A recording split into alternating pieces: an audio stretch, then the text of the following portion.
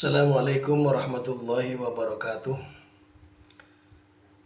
Mari kita simak bersama-sama.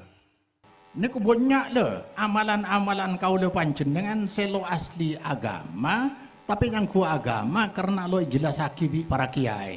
Kiai ini selo jelasake sesalah. Termasuk seratan nih kak, tak kerja. Nomor 2 seumpama ngirim Fatihah. Banyak kiai ngirim Fatihah ila hadratin Nabi Mustafa sallallahu alaihi wasallam. Betul? Ternyata benih ajaran agama nih kak. Wah, di bahaya engkau kiai apa itu? Jadi akhir jadi wakil, jadi ngajak online. Bila ada kocak. Bagaimana kalau kita datang ke kuburan orang tua, kali kerabat, kemudian kita membaca Al-Fatihah. Baca Al-Fatihah nggak ada contoh. Al-Fatihah untuk orang mati nggak ada contoh dan nggak akan sampai.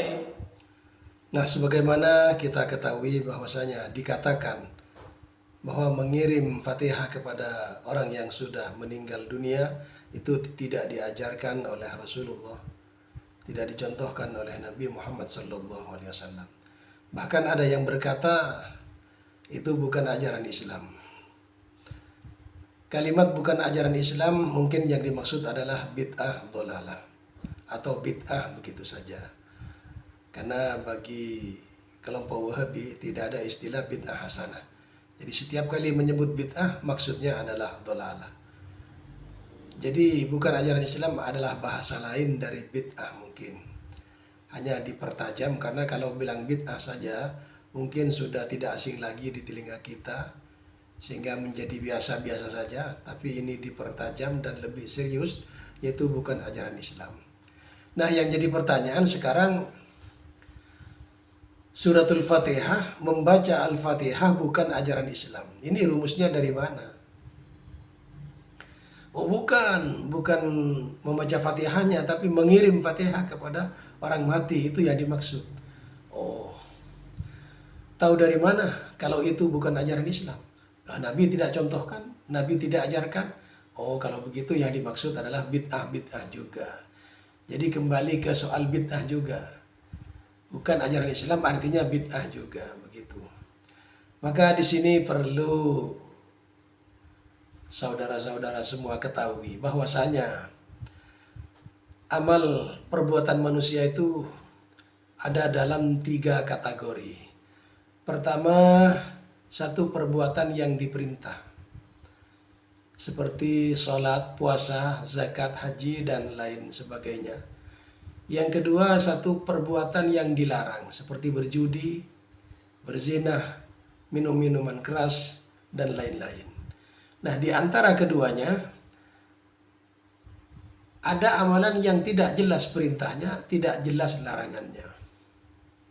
Ada, makanya nggak usah kaget.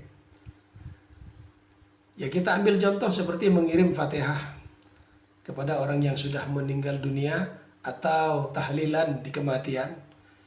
Anggaplah itu satu perbuatan yang tidak diperintah, tapi juga tidak pernah ditemukan larangannya.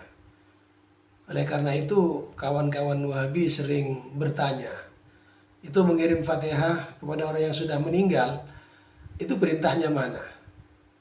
Maka kawan-kawan Aswaja bertanya balik, larangannya mana? Dan kedua-duanya tidak bisa menunjukkan dalil secara eksplisit, secara qat'i begitu. Ya karena memang tidak ada perintah dan tidak ada larangannya. Lalu kenapa kok dilakukan kalau itu tidak diperintah? Ya karena juga tidak dilarang. Loh, apa ada hal yang semacam itu dilakukan oleh sahabat Nabi? Ada. Kita ambil contoh Sayyidina Utsman menambah azan 2 kali di hari Jumat. Itu tidak diperintah Nabi dan tidak dicontoh Nabi. Tapi Sayyidina Utsman lakukan. Kenapa? Karena adzan itu kebaikan. Begitu saja. Rumusnya begitu. Jadi selama itu dipandang baik dan itu tidak merugikan agama, bisa saja dilakukan. Maka mengirim Fatihah kepada orang yang sudah meninggal dunia itu Islami. Bukan di luar Islam dan bukan bid'ah. Kalaupun bid'ah, di kalangan kita disebut dengan bid'ah hasanah. Fatihah. Kenapa Fatihah kok tidak Islam? Fatihah ya Islam. Terus mengirim kepada orang meninggal itu namanya disebut dengan ihda'us thawab. Ya, ada sahabat Nabi yang matur kepada Rasulullah, "Ya Rasulullah, ibu saya meninggal secara mendadak dan saya tidak sempat menghadiri pemakamannya. Sekarang saya akan bersedekah, apa itu berguna, apa itu bermanfaat?" "Iya," kata Nabi. Ya, jadi pahala itu bisa sampai. Itu namanya hadiah pahala. Yang kedua, berdoa. Berdoa untuk orang yang sudah meninggal. Apa berguna? Berguna. Doa anak kepada orang tuanya atau doa saudara muslim ke saudara muslimnya yang lain. Rabbana ighfir lana wa li ikhwanina alladziina sabaquna bil iman. Itu kan masuk. Jadi sedekah manfaat kepada mayit. Doa manfaat kepada mayit. Tinggal sekarang qiraatul Quran. Kalaupun ada ikhtilaf di antara ulama, perbedaan pendapat di antara ulama, yaitu tetap Islami. Jadi sebut khilafiyah itu Islami, bukan di luar Islam. Umpama Syekh Utsaimin berbeda pendapat dengan Syekh Albani, pendapatnya berbeda tentang ijtihad hukum, itu Islami. Begitu juga mengirim Fatihah. Ada ulama yang berpendapat lebih memilih, tidak sampai pahalanya, ya monggo. Ada yang berkata itu sampai, ya kita ikuti. Kan begitu. Jadi perbedaan dalam Islam itu biasa. Dan itu Islami, bukan tidak Islami. Kan agama ini sudah sempurna. Kenapa harus ditambah-tambah? Siapa yang bilang agama tidak sempurna? Agama sudah sempurna. Hanya cara memahami bagaimana yang dimaksud agama sudah sempurna itu seperti apa. Mungkin kelompok Wahabi berpikiran agama sempurna itu segala sesuatu sudah termaktub dalam Al-Quran dan hadis, lalu dikunci mati, tidak boleh diotak-atik lagi. Ya tidak seperti itu. Yang dimaksud sempurna itu pokok-pokok Islam itu ini sudah sempurna. Soal hal-hal yang baru, bersifat baru, katakanlah seperti rokok, itu zaman Nabi tidak ada, kan begitu.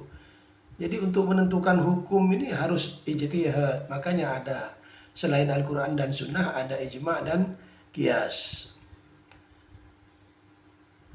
Apakah ada sesuatu yang tidak termaktub di dalam Al-Quran atau di dalam hadis?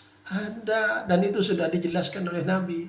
Ketika Nabi mau mengutus Mu'adz bin Jabal ke Yaman, ditanya oleh Nabi, "Ya Mu'adz, dengan apa engkau akan memutuskan perkara?"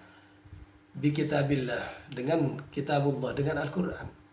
Jika kau tidak temui di dalam Al-Quran, jika tidak ditemukan di dalam Al-Quran, fa bi sunnati Rasulillah sallallahu alaihi wasallam, kata sahabat Mu'adz, maka saya akan putuskan dengan sunnah Nabi, dengan hadis. Fa illam tajid fi sunnati Rasulillah sallallahu alaihi wasallam wala fi kitabillah, hai Mu'adz, jika kau tidak jumpai pada keduanya, pada Al-Quran dan sunnah, ajtahidu ra'yi, itulah. Jadi kemungkinan itu ada, bahwasanya tidak semuanya itu tertulis dalam Al-Quran, dalam sunnah. Allah kuasa mau memasukkan segala sesuatu dari awal dunia sampai kiamat itu bisa.